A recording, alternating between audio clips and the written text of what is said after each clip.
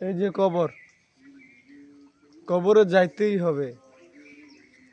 আপনি যত বড় শিল্পপতি হন, এই কবরে শুইতেই হবে। আপনি এই দুনিয়ায় থাকলে অনেকের প্রয়োজনে লাগবে আপনারে, কিন্তু এই দুনিয়াতে যখন আপনি না থাকবেন কারো আসে যায় না। এই সবারই কমু যে দুনিয়ায় থাকতে নিজের জন্য কিছু করেন।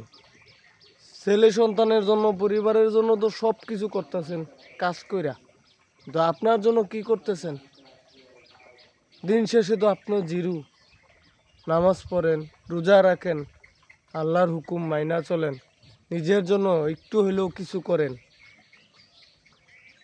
এ কোনো লাভ নাই। সবাই ছেলে সন্তান সবারই খাওয়ান, কিন্তু একটা সময় আপনার কবরের হিসাব আপনি নিজেই দিতে হবে, আপনার ছেলে সন্তান কখনো দিত না।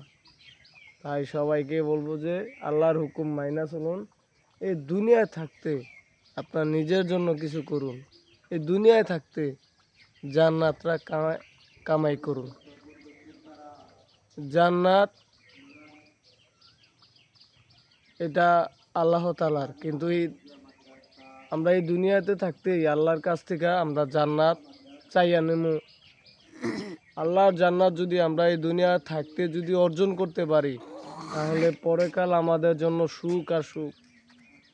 আমরা সবাই চাই জান্নাতে যাওয়ার জন্য, কিন্তু আল্লাহর হুকুম কয়জনে বা মাইনা চলি? যারা কাজ করেন তারা যত যতটুকু সময় পান, 5 ওয়াক্তের মধ্যে তো 2 ওয়াক্ত পড়েন, 3 ওয়াক্ত পড়েন, একটা সময় দেখবেন যে আস্তে আস্তে আপনারা নিজে 5 ওয়াক্ত নামাজ পড়বেন। দেখেন এই যে আমার পিছনে কবরস্থান, তারাও গেলাম একটা সময় দুনিয়ায় ছিল, তাদেরও ছেলে সন্তান ছিল, পরিবার ছিল, কিন্তু আজকে তারা পরিবার ছাইরা এই যে শুয়ে রয়েছে এখানে। সবাই কবরবাসীদের জন্য দোয়া করব, আল্লাহ তাআলা যাতে তাদেরকে জান্নাতবাসী করে। আর যখন মন খারাপ থাকবে, এই কবর আইসা একটু বইসা থাকবেন, সময় দিবেন।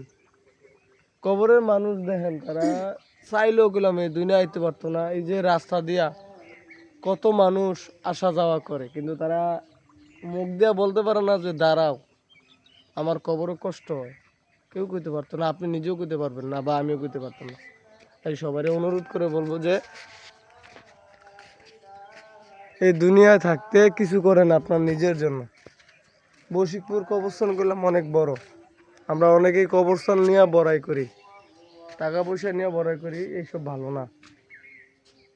সবাই মরণের কথা চিন্তা করেন। কথাগুলো ভালো লাগলে অবশ্যই কমেন্টে জানাবেন, আর যদি কথা মধ্যে কোনো ভুল হয় ক্ষমা দৃষ্টি দেখবেন। আসসালামু আলাইকুম।